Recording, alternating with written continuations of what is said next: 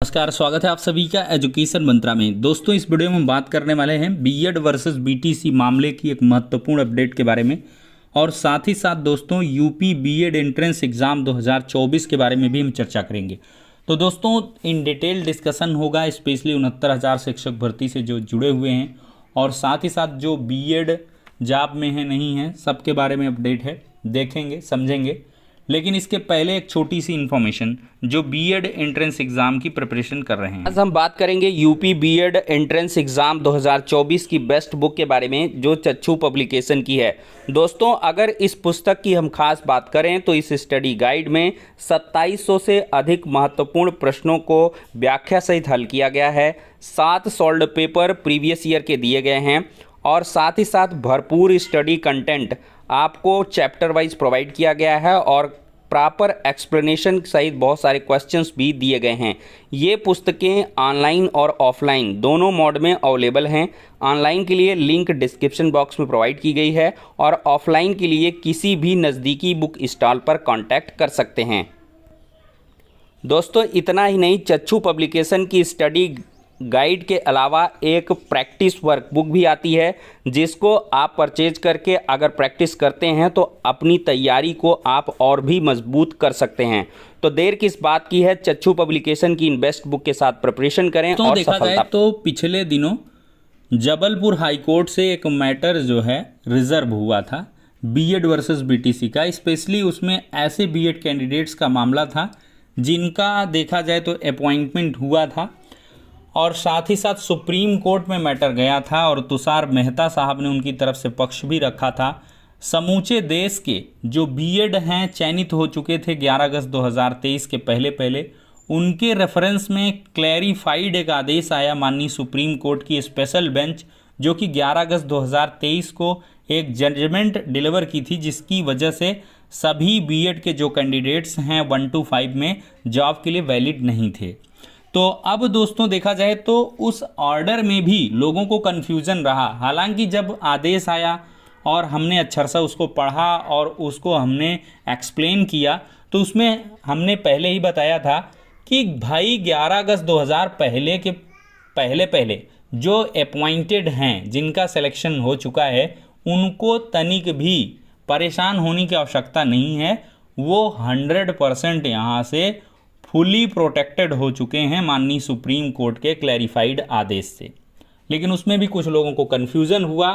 तो अब दोस्तों यहाँ पर आप लोग देख लें कि जो आपका जबलपुर हाई कोर्ट का आदेश है वो आ चुका है और धीरे धीरे अन्य जो मामले हैं प्रदेश के वो भी आपके आएंगे। और देखा जाए तो उनमें जो भी बंदा 11 अगस्त 2023 के पहले जॉब पा चुका है, मतलब जिसकी नौकरी 11 अगस्त 2023 के पहले लग चुकी है, उनको कोई भी दिक्कत नहीं है। और दोस्तों, अगर देखा जाए तो जो आपके मन में कन्फ्यूजन है subject to the final outcome वाली जो लाइन माननीय सुप्रीम कोर्ट ने लिखी है, तो उसको आप लोग देखें। इस जबलपुर हाईकोर्ट के आदेश को पूरा आप पढ़ेंगे तो इसमें आपको स्पष्ट होगा कि ऐसे एडवर्टीजमेंट जिनमें बीएड शामिल था, एज इफ क्वालिफिकेशन शामिल था, तो अगर उनकी अपॉइंटमेंट 11 अगस्त 2023 के पहले हुई हैं तो वो सब सिक्योर्ड हैं। लेकिन ऐसे एडवर्टीजमेंट जिसमें बीएड एज इफ क्वालिफिकेशन नहीं था, लेकिन किसी कोर्ट के आदेश के क्रम में subject to the final outcome उनको शामिल करवाया गया था और इन केस उनकी अपॉइंटमेंट 11 अगस्त 2023 के पहले नहीं हो पाई या बाद में हुई, तो उनके लिए बाहर करने के जो आदेश हैं वो हुए हैं और उनको कहीं ना कहीं दिक्कत है।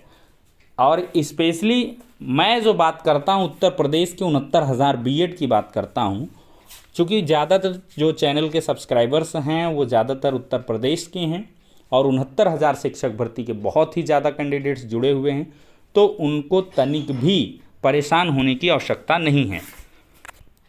ये देखिए दोस्तों, यहाँ पर आदेश है, in the high court of Madhya Pradesh at Jabalpur before honourable Shri justice Sheel Nagu और ऑनरेबल जस्टिस अमरनाथ जी की डिवीज़न बेंच का ये आदेश है। एक लंबा चौड़ा आदेश है, इसमें काफ़ी ज़्यादा पन्ने हैं। हम कंक्लूजन पे जाएंगे दोस्तों, बहुत ज़्यादा आदेश है, लगभग 52 पेज का ये आदेश है और इसमें देखा जाए तो कुछ पॉइंट जो है काफ़ी इम्पॉर्टेंट है। और यहाँ पर अगर देखा जाए तो यहाँ पर ये देखिए, further apprehension expressed by learned council for the petitioner diploma holders is that retention in service of B.Ed holders may adversely affect their chance of being selected, and appointment does not hold any water in view of Apex Code having earlier judgment 11 August as prospective subject to B.Ed appointees satisfying certain condition as enumerated above। और दोस्तों enumerated है। और यहाँ पर देखें B.Ed qualified appointees, in this regard it is suffice to say that cause has neither been argued has nor arisen the question of comparative merit। मतलब इसमें बहुत सारे सीनियरिटी, तमाम सारे मुद्दों को उठाया गया जो कि बेसलेस समझ में आए हैं हाई कोर्ट की तरफ से।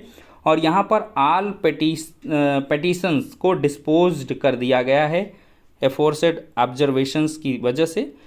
In the view of above discussion and the fact that majority of relief claimed by petitioners, diploma holders having already been granted to them by Apex Court, and in this regard the remaining cause of action liberty has been extended to raise as when the same arise, this court declines to proceed with these matters।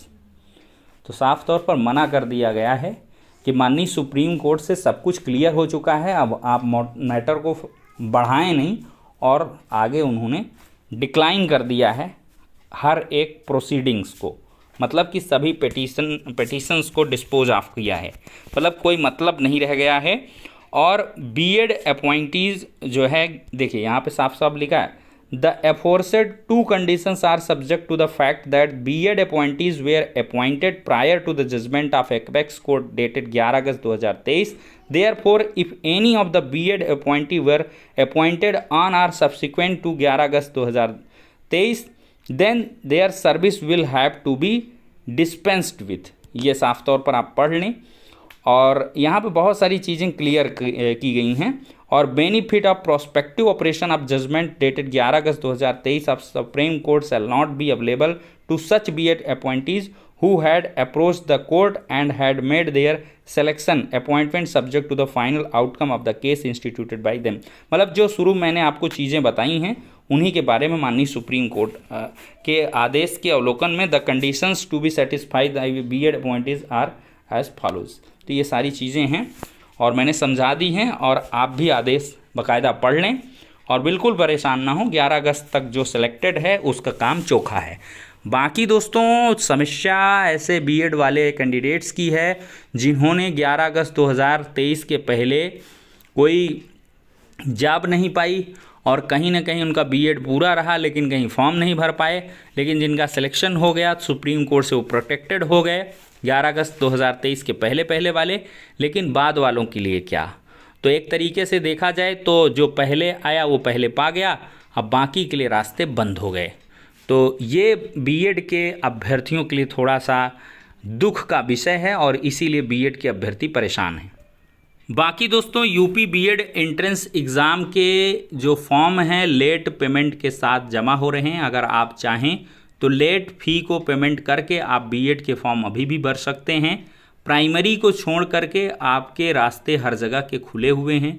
अभी जैसे आपके बिहार की vacancy आएगी, केंद्रीय विद्यालयों की vacancy आएगी और 6 to 8 की वैकेंसी अन्य स्टेट में भी आती रहती है, तो वहाँ पर आप बाकायदा फॉर्म भर सकते हैं और B.Ed करके आप जो है TGT हो गया और साथ ही साथ देखा जाए तो BEO और डाइट लेक्चरर जैसे फॉर्म में भी अप्लाई कर सकते हैं। तो अगर आप B.Ed करना चाहते हैं तो अभी भी आपके पास 2-3 जगहों से अवसर है। पहली बात यूपी B.Ed एंट्रेंस एग्ज़ाम के थ्रू आप B.Ed कर सकते हैं।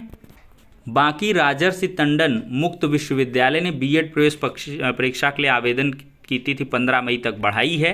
अगर आपने DLED कर रखा है तब आप मतलब डिस्टेंस मोड से B.Ed कर सकते हैं, घर बैठे B.Ed कर सकते हैं। एग्ज़ाम देना होगा और कुछ एक क्लासेस वगैरह करनी होती हैं बहुत एक आध दिन की, तो वो कर सकते हैं यहाँ से। और दोस्तों ये पटना से बड़ी अपडेट है। B.Ed कॉलेजों में नामांकन मई के पहले सप्ताह से होगा। 36,000 सीटों पर सूबे में होगा नामांकन। तो यहाँ पर देख लें 1 महीने तक आवेदन करने का मौका रहेगा। पटना से ये बड़ी अपडेट है। तो जो बिहार पटना से अगर बीएड करना चाहते हैं वो लोग ये काम कर सकते हैं। तो ठीक है दोस्तों, ये हो गई आज की सारी इंपॉर्टेंट इन्फॉर्मेशन। नेक्स्ट वीडियो में